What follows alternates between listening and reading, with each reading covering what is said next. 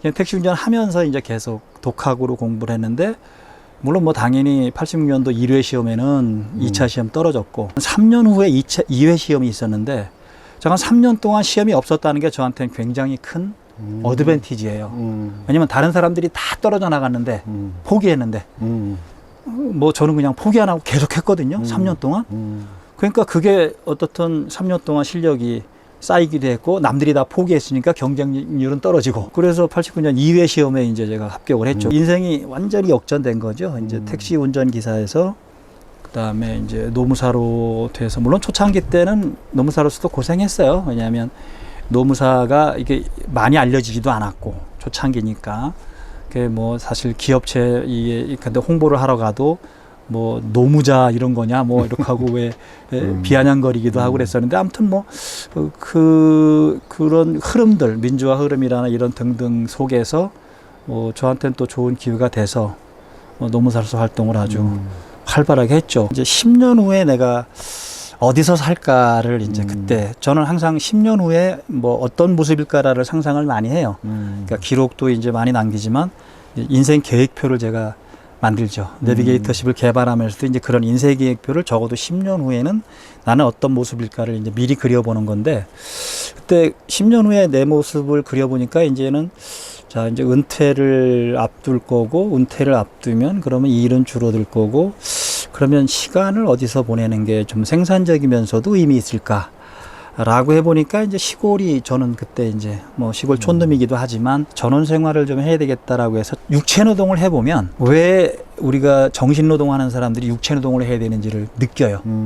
정신 노동을 하는 사람들은 주말에 반드시 익스트림이 됐던 왜 육체 노동을 하는 걸로, 운동도 육체 운동을 하는 거. 대신 육체 노동을 하는 사람들은 주말이나 이럴 때 쉴 때는 그냥 책을 본다든지 이런 걸 해야 되는데 거꾸로야.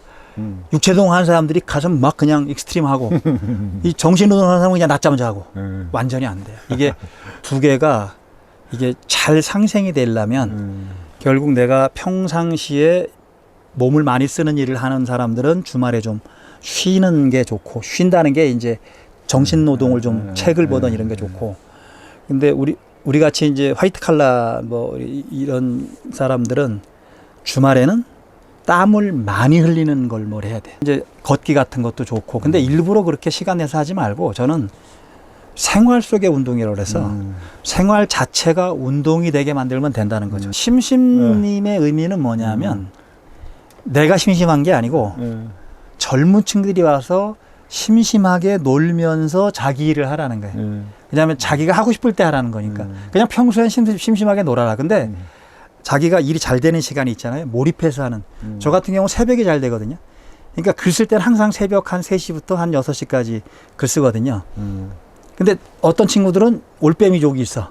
그 친구들은 밤 10시부터 한 2시까지 해야 돼. 그러니까 나머지 시간 노는 거잖아요. 저는 대신 낮에는 노는 거니까. 그런 식으로 심심하게 인생을 좀 이렇게 즐겨라, 그런 뜻이 너무 포함되어 있죠. 인생을 살아오면서 이렇게 후회라는 걸 해본 적은 거의 없어요. 왜냐하면 저는 진짜 밑바닥 인생부터 시작을 해서 이제 이 정도까지 왔다라는 건 사실 세상이 저를 도와준 거거든요. 그러니까 아까 말씀드린 대로 어릴 때는 막 세상도 원망하고 부모도 원망하고 선생도 원망하고 했었지만 남 탓을 해봐야 아무 소용없다는 걸 저는 깨달았어요. 그래서 절대 인생에 대해서 남 탓은 안 한다. 잘못된다고 그래서 그게 남 탓 아니잖아요. 그죠? 그러니까 대통령 탓도 아니고, 그다음에 부모님 탓도 아니고, 부모님은 놔준 걸로 고마운 거지. 그렇죠? 뭐 부모님이 뭐 나를 뭐 못 가르쳤다고 그래서 뭐 그게 부모님 잘못도 아닌 거고. 그래서 이제 항상 저는 그렇게 생각을 하다 보니까 후회 없이 살자라는 거를 이제 어떻게 저는 좀 실천을 했냐면, 미리 인생 설계도를 저는 그려봤어요.